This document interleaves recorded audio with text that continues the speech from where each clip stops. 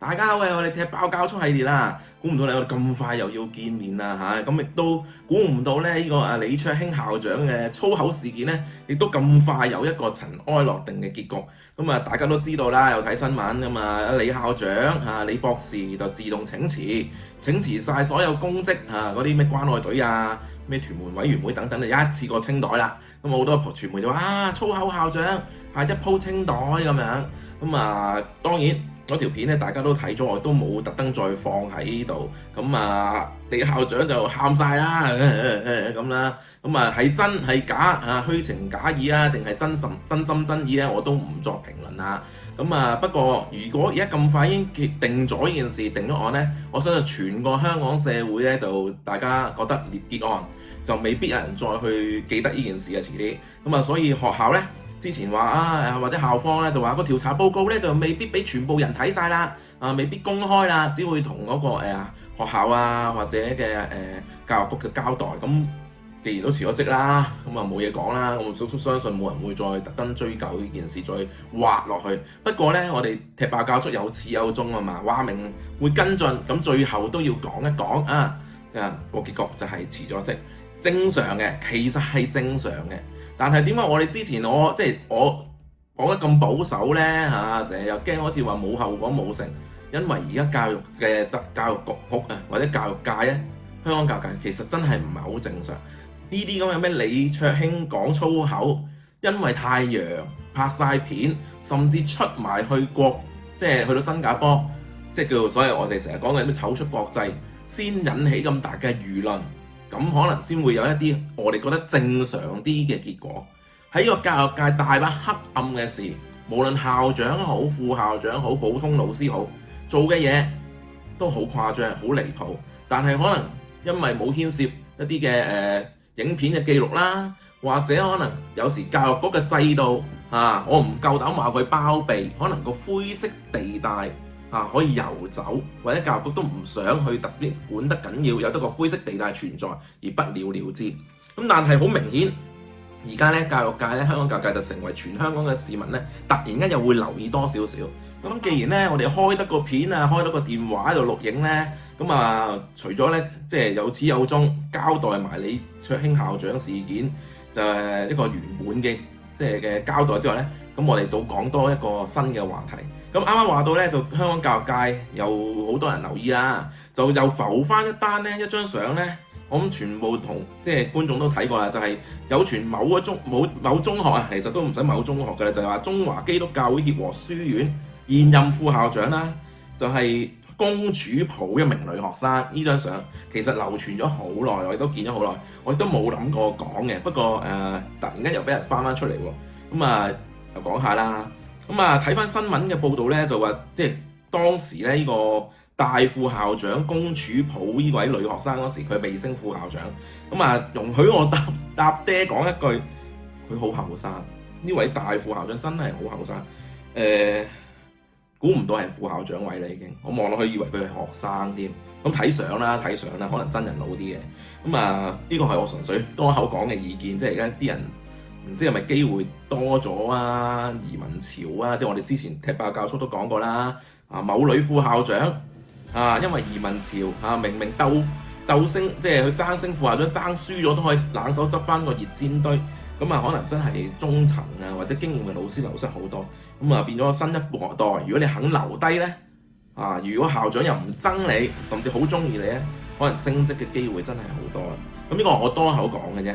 我主要咧就係想講翻呢啲嘅身體接觸嘅事件咧，究竟我作為一個前教師點睇？睇翻相，大家應該睇到個女學生絕對唔會係被逼嘅，笑到開心到死，揞晒口咁樣所以首先唔會覺得咧呢個教師呢個男教師咧係喺強迫或者威逼利誘或者點樣去夾硬去抱呢個女學生。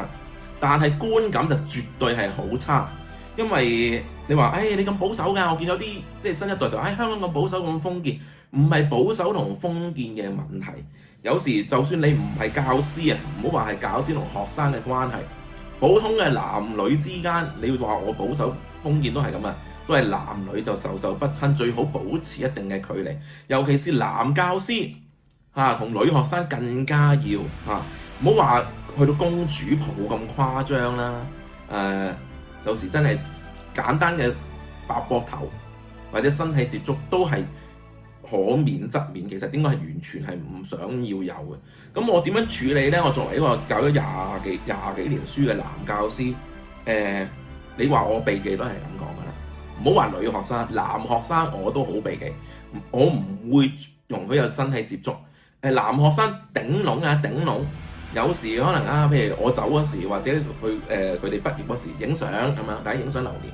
咁佢哋男啲學生覺得可能好 friend 咁樣搭下個膊頭，我都 OK 嘅，影相 OK， 但係好快影完相我就一定要即係都係大家身體要遠離翻。咁同埋我絕對係我唔會搭佢膊頭，即係咩意思咧？我唔會主動俾人睇到我身體接觸於佢。咁你話你咁麻煩㗎？有時唔係真係麻煩，係觀感啦，同埋有啲人學校你唔好以為好純情嘅地方啊。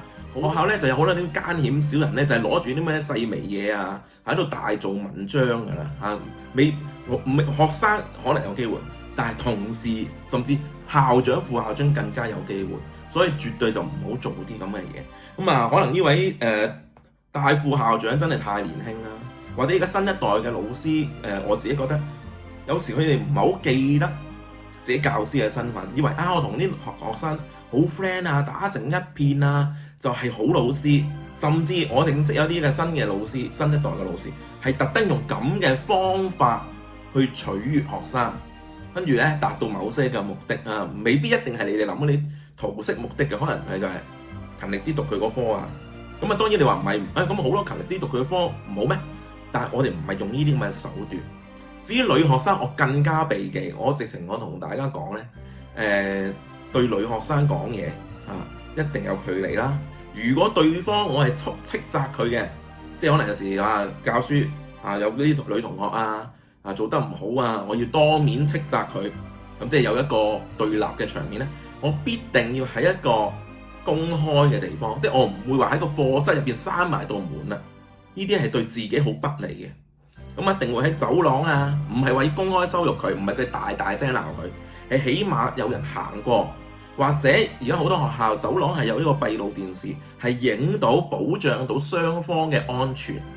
咁我仲多少少嘅就係唔好企太埋。我成日都好同啲女學生講特別係女學生啦，我又唔係龍，你又唔係鴨，你唔使企咁埋同我講嘢最好就保持翻3尺距離。